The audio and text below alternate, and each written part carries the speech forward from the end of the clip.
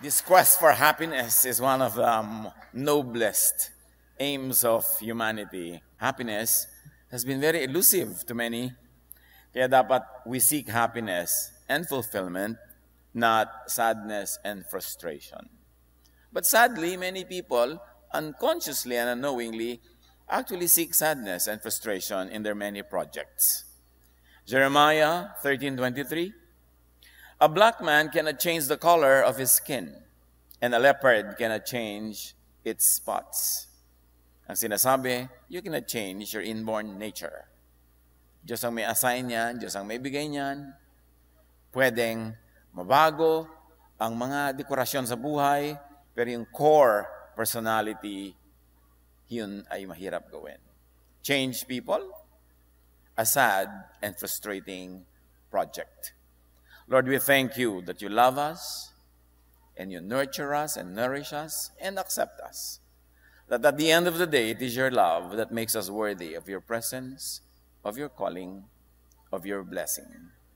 Nawa, Panginoon, sa sandaling ito, patuloy niyo po kaming turuan at gabayan para makita namin ang mas matitibay at mas epektibong paraan kung paano kami sasaya sa buhay na siya namang gusto mong mangyari sa amin. We seek you, Father. Be our preacher, our teacher. In the name of Jesus, we thank you. Many of us are in the business of changing people. Some people get married and say, I'm going to change you with my love. Then 30 years later, hindi rin naman nangyari.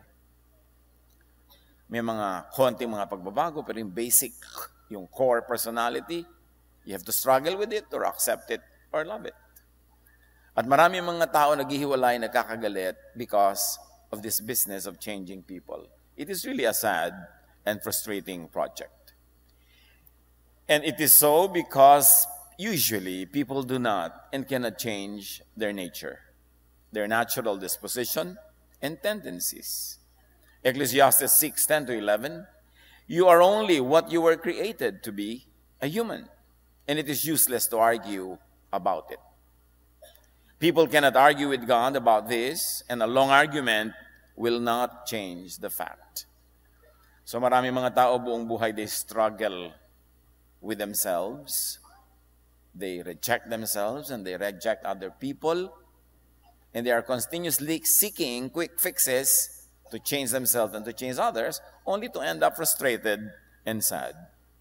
People do not change significantly unless they have the genetic codes on which to base such change. In other words, huhugot ka pa rin ng pagbabago dun sa nasa iyo na nung isilang ka pa lang. Pag wala doon, wala ka mahuhugot, hindi mo mababago yung department na yun ng iyong buhay. Ano ang pagbabago ang gusto natin sa atin at sa kapwa, kailangan may tutungtungan, may kakapitan, at yun ay yung likas doon sa tao. Hindi mo siya pwedeng baligtarin kung ano yung likas niya. Marami nang nagtangka niyan at nabibigo naman lahat. Paminsan-minsan, mukhang nagtatagumpay, pero after a while, umuulit, dumadating uli yung totoo, yung natural, kaya magkakaroon uli ng mga struggle kung yun ay hindi matatanggap at hindi yun actually masaselebrate. Ecclesiastes 7:13, look at what God has made.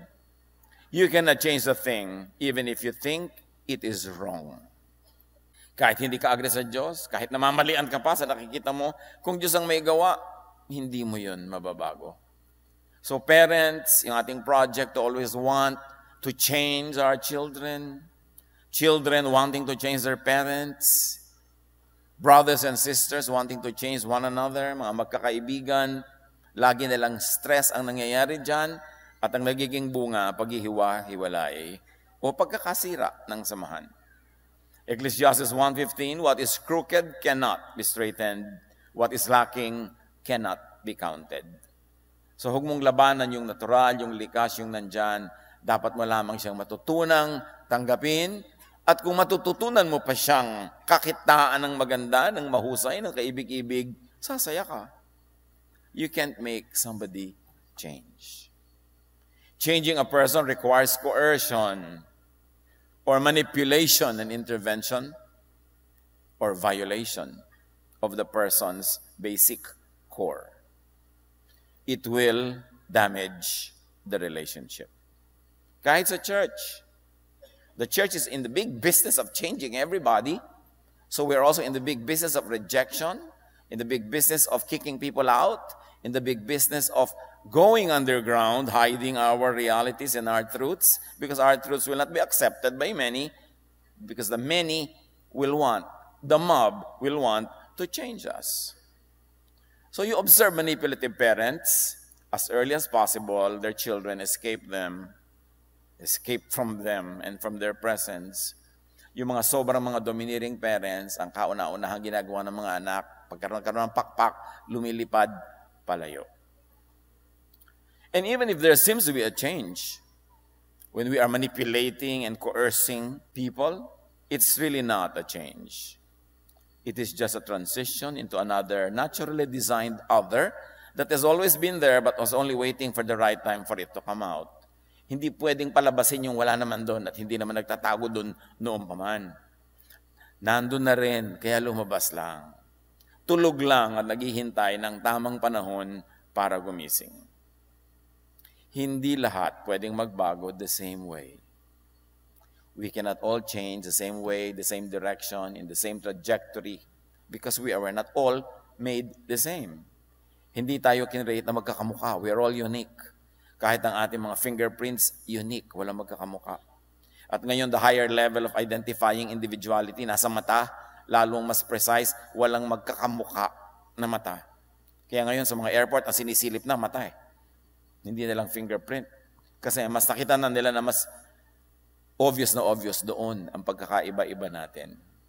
You could inspire, educate, support people to reform, to have some rearrangement of their behavior, but never be in the sad and frustrating business of changing people at their core.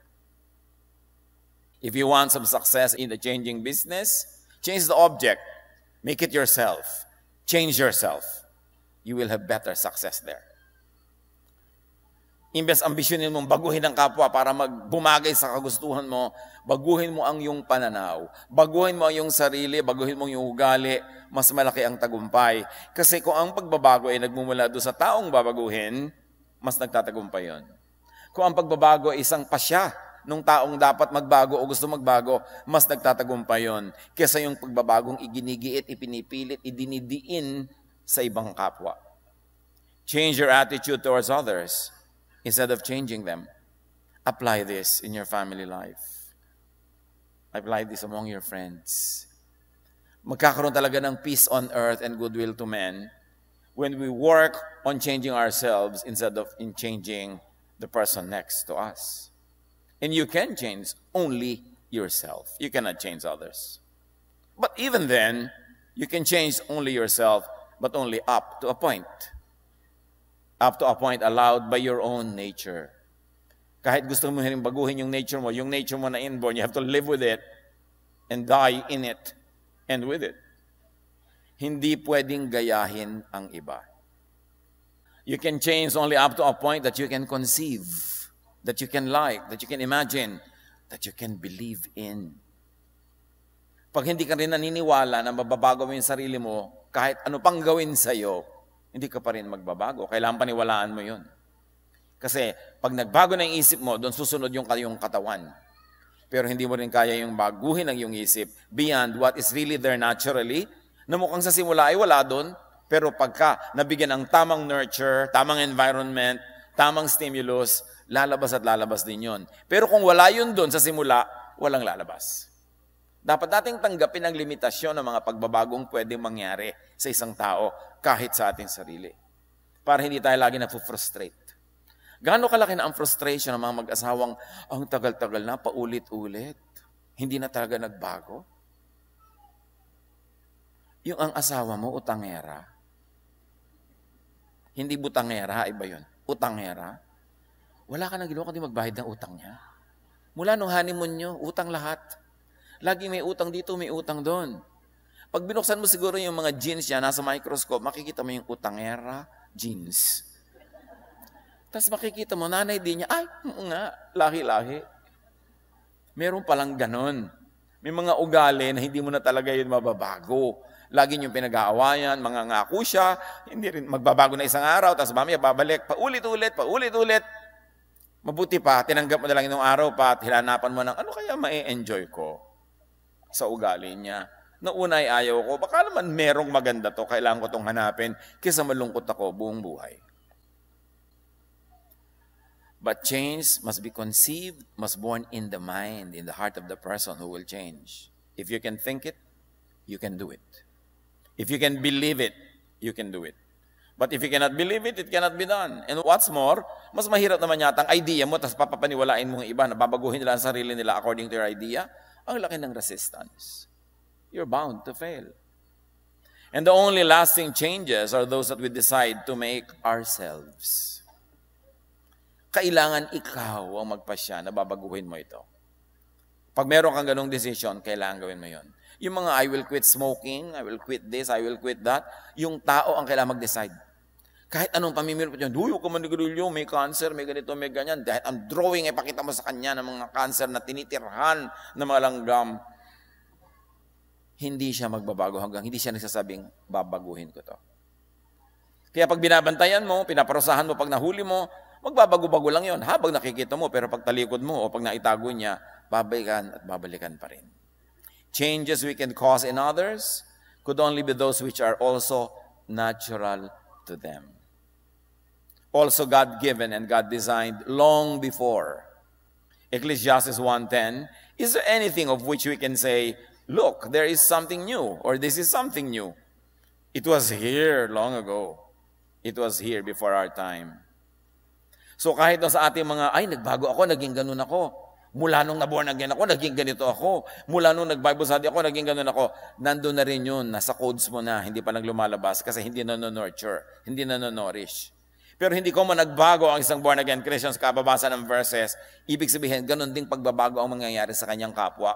Kasi yung nagbago, may pinagbabasihan na nandun na sa kanyang sariling personalidad na maaaring wala doon sa kapwa niya. So hindi mo pwedeng hanapin sa kapwa ang pagbabagong nangyari sa iyo kahit pareho kayong kumakanta, umaawit, nagwo-worship. Kasi iba-iba tayo.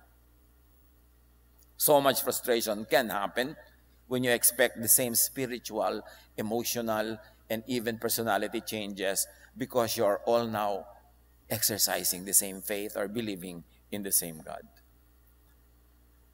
Kailangan hanapin mo kung ano yung likas sa tao at doon mo ibase ang gusto mo maging development niya. Hindi mo pwedeng hugutin ang wala sa loob. And the only intervention we could do is to rouse covert nature into overtness. Gisingin mo lang yung tulog, ilabas mo yung nakatago, pero kung wala talaga doon, wala kang ilalabas. It will be a frustrating business. 2 Corinthians 3:18, and we all are being transformed into His image with ever-increasing glory, which comes from the Lord. So, see, may transformation, but that transformation is God-ordained. It is God-designed. And that kind of transformation is a basis because that God concept in us and that image of God in us has been in us and with us since we were conceived. In other words, it is not foreign matter. It is there. Kailangan lang gisingin, kailangan ma-encourage, kailangan ma-nurture. Designed na noon pa. Kaya pwedeng mangyari. Our transformation towards godliness is very, very possible because godliness has been in us, ingrained in us, has been part of us since creation. But God created us in unique ways. That's why the transformation that can happen is not uniform. Iba-iba pa rin. Because God is not a God of sameness. God is God of variety. Ang lahat ng ginagawa niya, iba-iba. Iba-iba ang snow, iba-iba ang patak ng ulan, kung inoobserbahan mo yan. Iba-iba ang isda, iba-iba ang kulay. Iba-iba, so hindi tayo pwedeng pare-pareho. Pag ginawa mong pare-pareho ang tao, mabibigo ka lang, mafo-frustrate lang siya, mai-stress lang kayong lahat. People do not change significantly unless they have a significant change of mind or heart. And that is only if the change could be affected by and in the mind. So ang mahalaga talaga ministry mo, yung isip ng tao, yung kanyang diwa, yung kanyang consciousness. Hindi mo pwedeng daanin sa pananakot, sa pagpaparusa, hindi mo pwedeng daanin sa pagbabantay, kailangan siya, makarating siya sa point na yung isip niya mismo naliwanagan at nakita niya ang dapat makita at natanto niya ang dapat na maunawa. Romans 12:2, do not conform to the pattern of this world, but be transformed by the renewing of your mind. So sa isip nagsisimula ang lahat.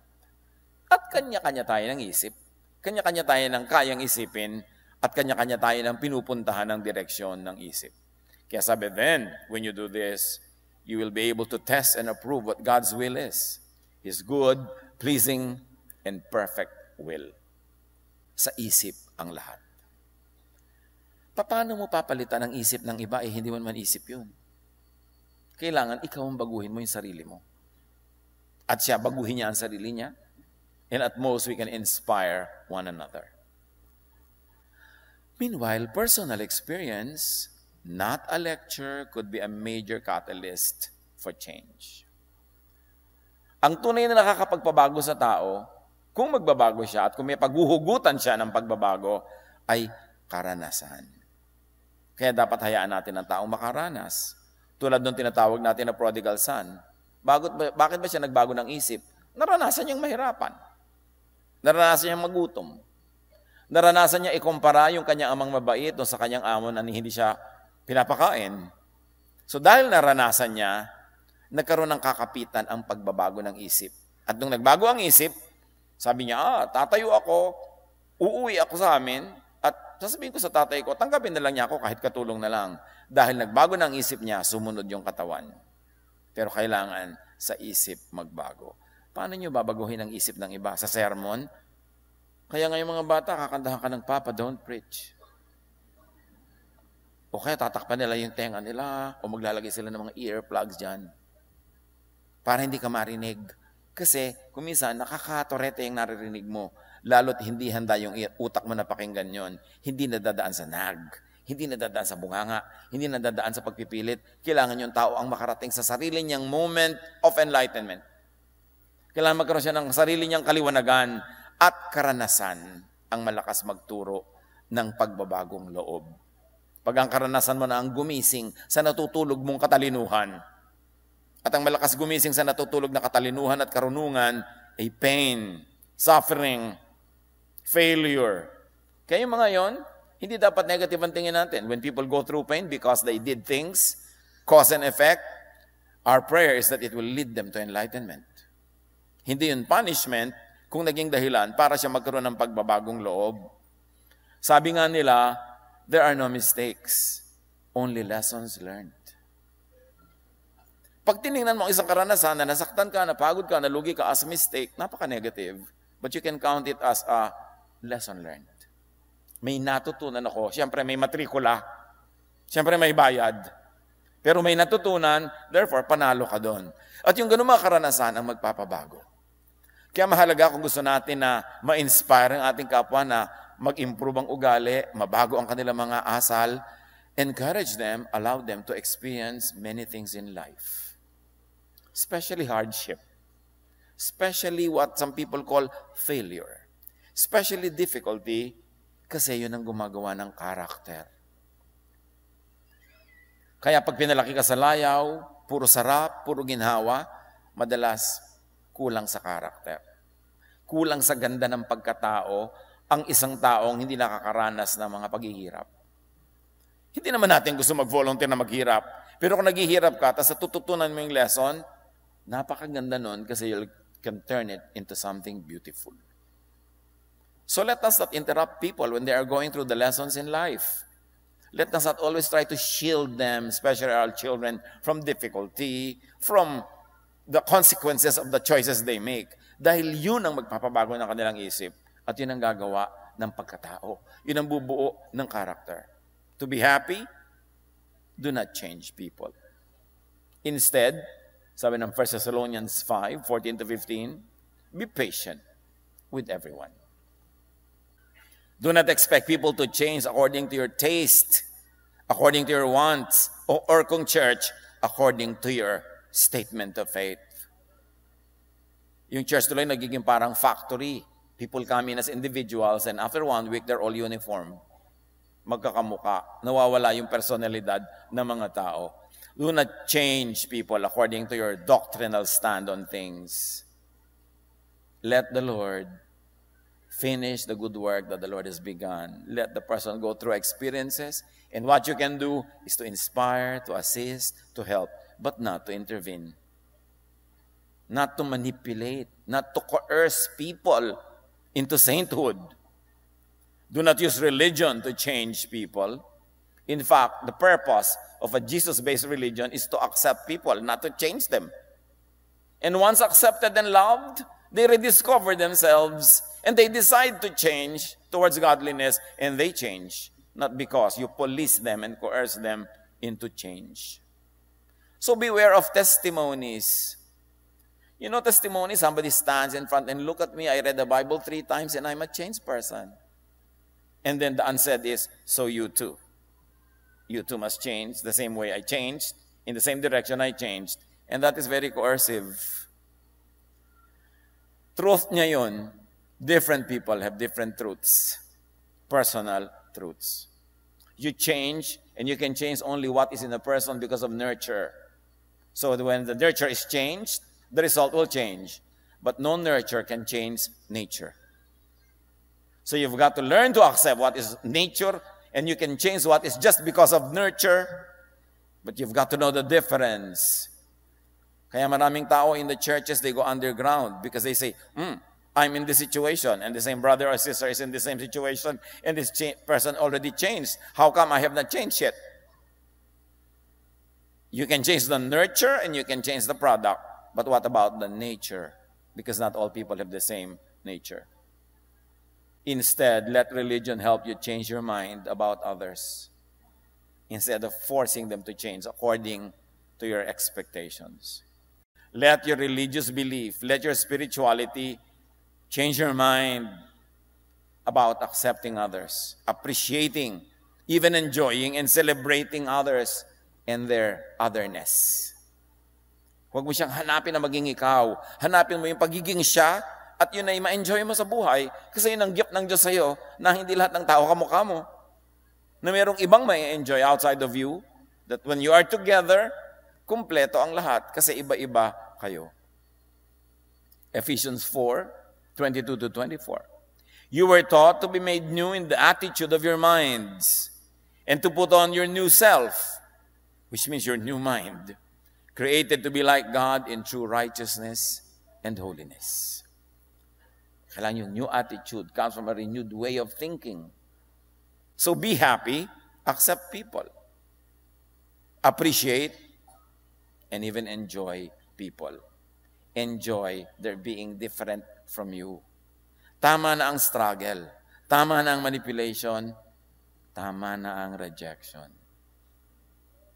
Kailangang magbago tayo ng pananaw tungkol sa pagbabago. In Jesus, God accepts, not changes people beyond their natural, inborn design. Jeremiah 13:23, can an Ethiopian change his skin or a leopard its spots? The obvious answer is no. Matthew 9:12, Jesus said, for there are eunuchs who were born that way. The one who can accept this should accept it. The Lord says there are people who are born that way, born this way, born that way. You should learn to accept it. Not you trying to change everybody to become like your ideal. Accept people. Enjoy people's otherness and uniqueness. Enjoy the otherness and uniqueness of your partner. Kumusta naman kayo mga mag-asawa? Na-enjoy mo ba na ibang-iba sa ugali mo, ugali na yung asawa? O lagi nyo pinag-aawayan? Kumusta naman kayo maging magulang at anak, magkapatid, magkaibigan? Yung mga magkaibigan, pilit sila nagtatalo, kailangan maging katulad ka ng iniisip ko na dapat ay ikaw. Tapos maghihiwalay lang sila dahil sa ganon. We must always tell God and ourselves, Psalm 139:13-14, for you created my inmost being. You knit me together in my mother's womb. I praise you because I am fearfully and wonderfully made. Your works are wonderful. I know that full well. Instead of struggling with your maker, appreciate the way your Maker made you and keep on improving within the realm of what can be improved on based on your God-given inborn nature. Accept yourself as God created you and appreciate and enjoy even yourself. Dapat may spirituality, may religion, may church para mawala yung guilt at mag-enjoy ka ng freedom from guilt. Hindi yung lalong dumami ang guilt at lalo ka lang na-depress habang dumadami ang yung religious involvement. This is true Jesusness. Accept, not change people.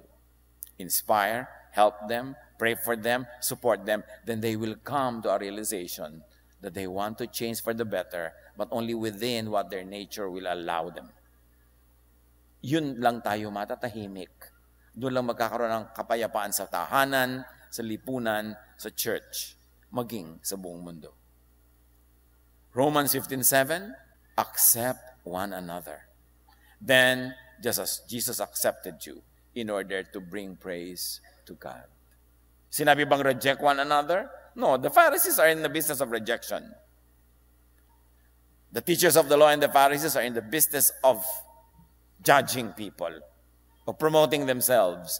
But Jesus is in the business of loving and accepting people. And that love, once internalized, is what inspires and energizes people to change within. And then the change will go out of what is in their heart to become real, to be manifest in physical reality. Kaya nagiging totoo. It is the individual's personal business to change themselves.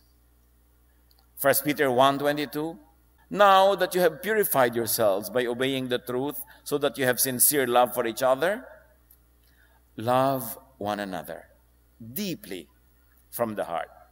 And this is what brings happiness. Be happy. Let others be happy. Desert, abandon, project the project that is sad and frustrating, that is changing others to suit your taste. Father, we thank you that you accept us and you love us. And beyond that, you really help us to change for the better, to move from glory to glory, but only within what our thought allows, what our body allows, and within what our nature allows. Turuan mo kay Panginoong tanggapin ang aming mga sarili, tanggapin ang mga mahal namin sa buhay, nang sa ganon, mabawasan o mawala ang pakikipagtunggali, ang mga contest, ang struggles among us. Pagbulay-bulayan natin ng mga kapatid, at nawa, dahil dito, lalo tayong maging masaya at makapwesto tayo to receive God's blessings of happiness. Be with the Lord in silent reflection.